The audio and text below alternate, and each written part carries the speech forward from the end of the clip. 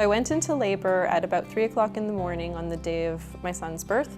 We labored at home for a period of time, but when we realized that it wasn't progressing as we had hoped, it was then discussed that we should transfer to the hospital. It wasn't a scary process. It was just a matter of ensuring that if something were to go wrong, that we were prepared for that.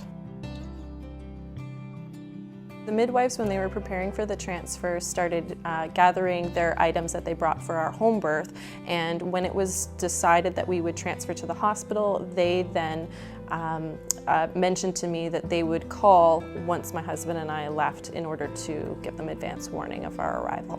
At that point, we started mobilizing, gathering my items, my bags that I'd already packed, and moving on to the hospital.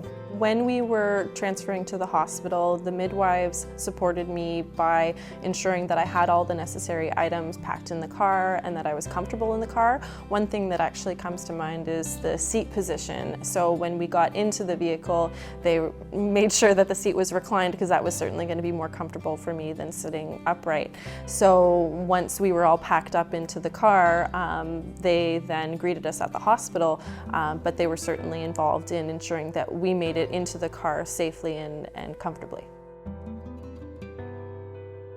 We went by car to the hospital because at the time I wasn't in any particular distress. The baby was healthy and happy. We wanted to get there as quickly as possible, but it certainly wasn't an emergency situation that required the paramedics. When I was in the hospital awaiting the arrival of the obstetrician, it was important that the midwives were there. They were still checking in with me and ensuring that we were having any important discussions that needed to be had, whether I should have interventions or not, and how I felt in that time. Having a change in my birth plan didn't really affect me emotionally in any way. Yes, it's not what I wanted, but I knew that there was a good reason to be transferring to the hospital, and that was for the safety of myself and my son.